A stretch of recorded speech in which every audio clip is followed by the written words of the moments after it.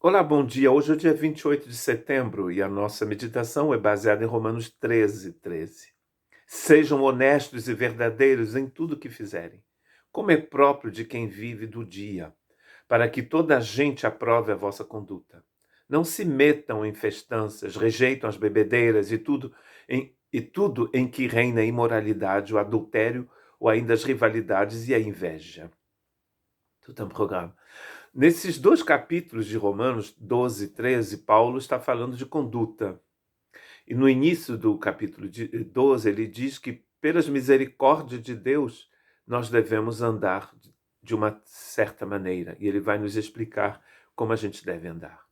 Quando a gente chega aqui no capítulo 13, a gente percebe que nós temos uma dívida que é eterna. Essa dívida é uma dívida de amor, do HP, do amor de Deus, que nós vamos ter que praticar toda a nossa vida, né? E não vai ter um tempo em que a gente não vai precisar mais de praticar esse amor. Neste verso 13, ele está dizendo como a gente não deve andar, as coisas que a gente não deve fazer.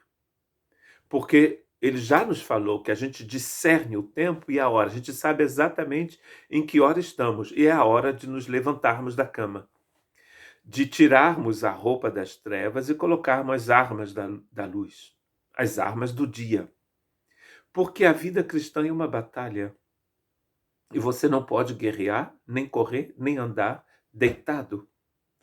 E o pijama aqui ele chama de roupa das trevas.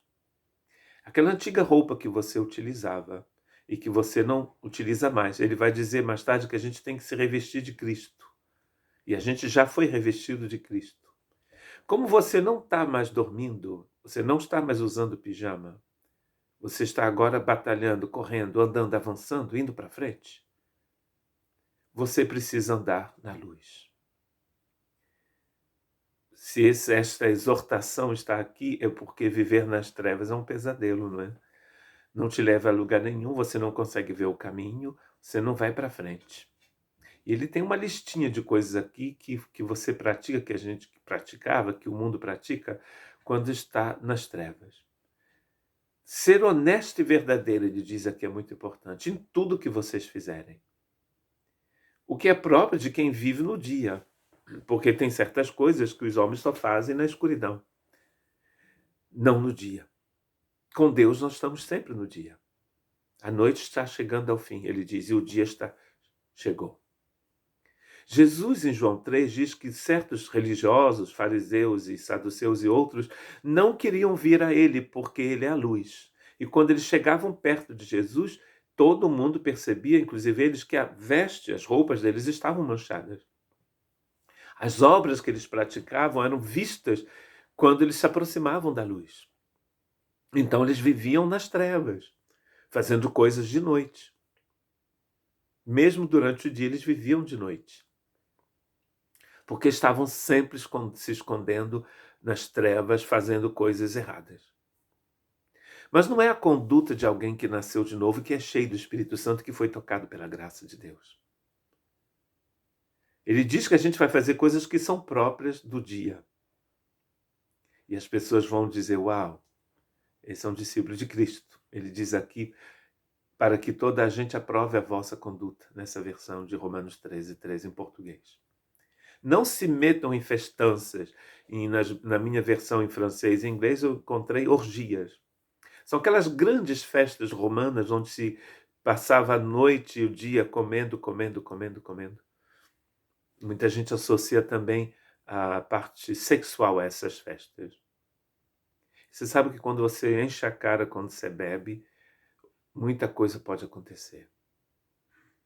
Ele não está falando aqui você não deveria beber, mas ele está falando, inclusive vai falar, ele está falando de bebedeira, que rejeitem as bebedeiras, que geralmente estavam associadas a essa glutonaria, essas festanças de glutonaria. Talvez não seja mais o nosso caso hoje em 2020, mas era um grande problema na época do Paulo, porque era bem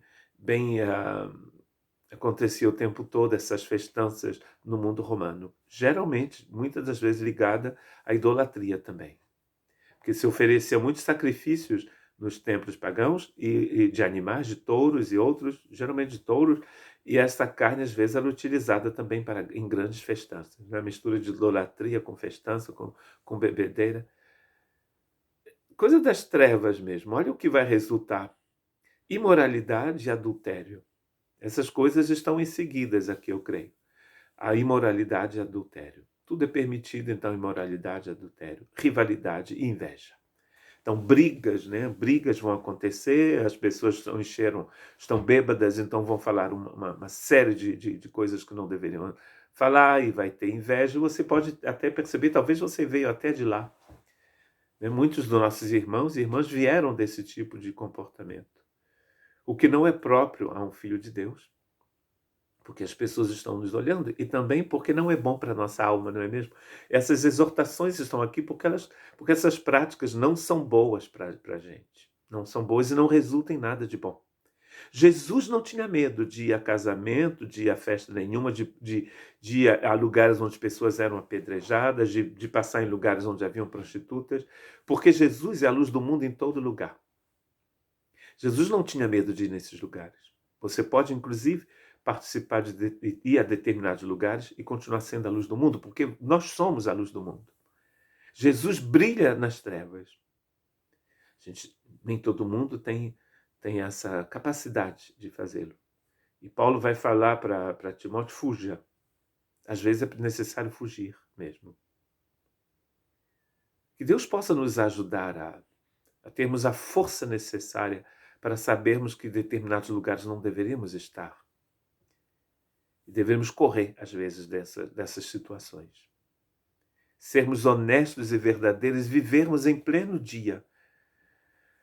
A gente respira quando a gente vive na luz, mas quando se vive nas trevas, porque a treva não produz nada, não existe vida na escuridão, né? Se não houver luz nesse planeta, se ele estiver mergulhado em trevas, dia e noite, o tempo todo, não há vida. E se Deus nos envia às trevas é para brilharmos, não para sermos trevas com as trevas. Como Jesus disse, não existe trevas nele, não existe trevas no Senhor, só luz.